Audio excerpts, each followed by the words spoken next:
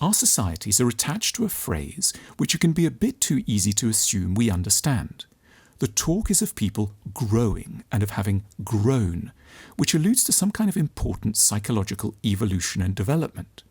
But what does growing in this sense really involve?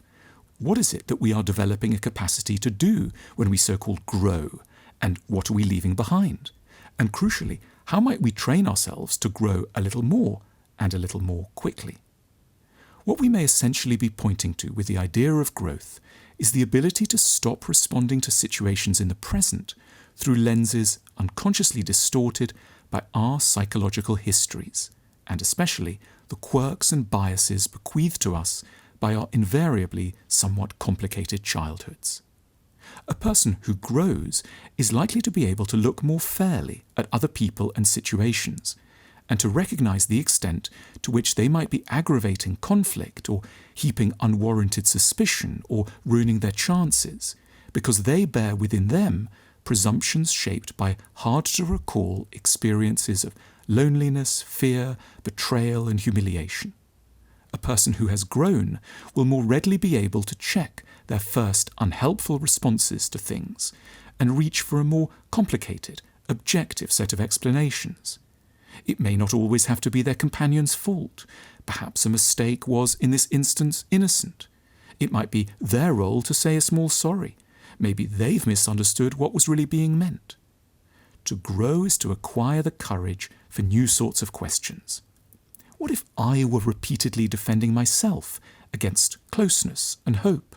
Or what if I was using busyness to block encounters with my own mind? Or what if I secretly manoeuvred to end a relationship prematurely because I felt safe with feelings of isolation and rejection? Or what if I was running away from opportunities to show myself authentically to other people? These questions can, in personal life, be what we might in science describe as Copernican, questions that involve a fundamental rethinking of one's place in the order of things. The more one grows, the more one might have to give up a certain sort of confidence and certainty, not in the name of meekness or self-hatred, but for the sake of a newfound skepticism, a patient modesty, and a humorous readiness to wryly acknowledge error and admit to fragility. A person who has grown might operate with a vivid sense of how much they misunderstand. They might appreciate their fear of intimacy and joy. They might more often say, "I don't know," or "let me perhaps think more about that." Even sometimes, on really special occasions, they might say, "I think you may have a point."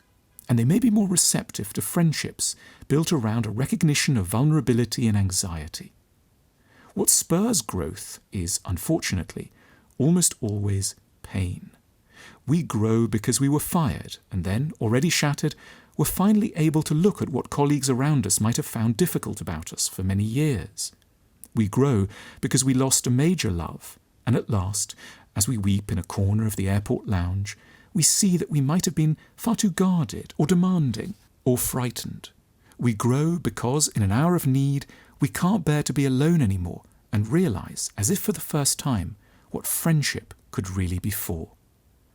The greatest sign of growth might be a readiness to calmly take on board the scale of one's silliness, how many basic things one's still learning, what a child one still is. A person who has grown won't see anything offensive at all, indeed will stoically accept the idea that they have been, very often indeed, over some quite major things, if we can put this politely, a bit of an idiot, and they will be intensely committed to trying to be rather less of one in the precious time that remains.